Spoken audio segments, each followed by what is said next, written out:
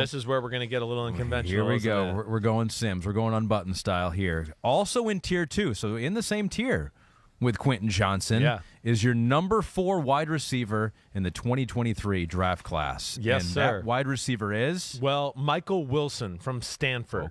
Okay.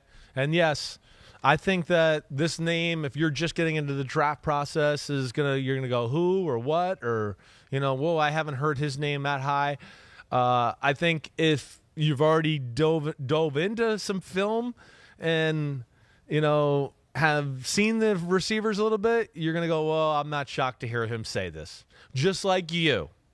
You watched some you told me before the podcast, you watched some highlights of these receivers over the weekend. I fancy myself as a little bit of a connoisseur of wide receivers. I hear you. You've got a good eye for it. I saw Jahan Dotson last year, and I was like, that guy's pretty good. Yeah, you're like, I gotta talk to him. I like that guy. He's one of my favorites. So I got guys that I just like. I don't know their value or where they're going to go. Sure. But they're just, you watch their highlights, and you're like, man, that guy looks different. Yes. Right? And I saw that with Jackson Smith and Jigba with some of the things you saw. Right. And then for Michael Wilson, I was like, oh, this will be good. Simms won't talk about him. He won't be in his top 5. Thought you were going to catch me off guard. I was just like, here, this is a guy that I think should get some love because you watch his highlights. And then I send my top 5 list, and you were like, oh, shit. I was like, dang it. That was my guy.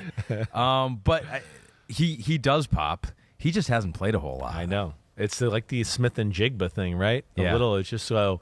Like, if you watch film itself, you go, there's no doubt this is one of the 3 or 4 best receivers in the draft. There's no doubt. There's nothing he doesn't do that's top-notch. The one thing you can look at him and go, oh, that might be an 8. He ran a 4.58 in the combine at the 40. He plays way faster than that. Way faster than that. I mean, I didn't see anybody that he couldn't run by. So, there's that. But then I think with the element you're talking about, too, one is body, right? He's got like one of those bodies where you go, damn, I don't know what he is, but he just looks good. 6'2", 215. Right? It's unbelievable legs. He's got pretty rocked up arms. And then you watch and you go, whoa, the explosive ability like I just talked about to run. And then you go, whoa, the dude can cut on a dime, right? I mean, that's the thing that when I first started to watch, I was just like, holy crap. Like, again, I use the word violence and the cuts. And see, that's to me what Zay Flowers and Jigba and this kid had was it's like, I'm going into this break and I'm going to break my damn leg. I'm going to plant it so hard in the ground and I'm going to break the other one because I'm going to come out of the break so hard and try to run so fast. I know I'm being silly, but you know what I'm trying to say, where there's just an aggression. And then all the other things we talked about with route running as far as body language, understanding how to set people up, changing speeds, all of that, they were all great. But the physical specimen's real, let alone the refined things you like to see in a receiver are real too. And he can be another guy that can be inside or outside, I think, because he's got the pure size and strength and speed to beat you outside, but it has the route running, and it looks like the smarts to be that slot guy that, catches your eye as well. Was a 4-star recruit out of high school in L.A. When he was healthy in 2019, he led Stanford in receiving. Stanford wasn't very good over these past couple of years. They've been a little bit down, so those numbers don't necessarily pop. But, the concerning thing is he missed the final 2 games of 2020 and the first 8 games of 2021 with a foot injury, and then missed the final 6 games of this past year with an undisclosed injury. However, he did play, and he did shine at the Senior Bowl. And so that is perhaps helping him as he moves into the draft here. But the same questions that we had with Jackson Smith and Jigba. Right. A team's got to feel comfortable with the medical on this guy. He's a first-round receiver from film. He's a first-round receiver. There's no doubt about that. But, those are some tough injuries when, your ass is on the line and you're going, wait, I need a receiver that can help me right now and hopefully the next 3 to 4 years. Wait, am I going to take the guy who's missed some time in each of the last 3 years? That's a hard thing to do, but he's love his body. And, even with the 4.58 speed, a little bit like in Jackson Smith and Jigba, where I go, first off, his speed looks faster than this, as you heard me say. Well, let me give you something to help back you up ahead. on that, too, because Pete's put it here in the rundown, or Kristen or Courtney. I don't know who to give this credit to at this point, but it does show up that we do have a 10-yard split for him, even though he ran the 4.58.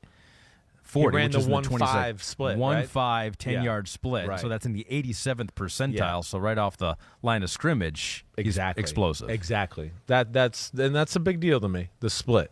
because that makes up for maybe not having the top end speed. The other thing, in the split is like it's his ability to come out of a break, right? It's that acceleration again. Okay, he chopped down. Now he's at a break. Okay, well he can get out of the box, get out of the hole when he wants to really turn it on.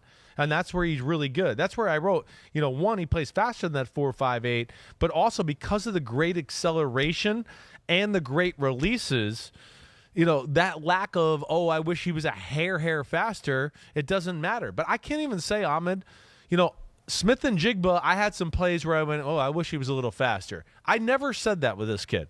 I never was like, if I didn't know his 40 time before I watched film, I would have gone, he runs 4.44, 4.45, the way he runs. That's what I would have thought. He has no problem stacking receivers. He gets off the line of scrimmage. He gets on top of, not receivers, sorry, the DB, to where they're stuck behind him, and now he's in the position of power. He's really good and stuff like that. He has strong hands. He's another guy that's not affected by people pushing him and bumping him when he's downfield.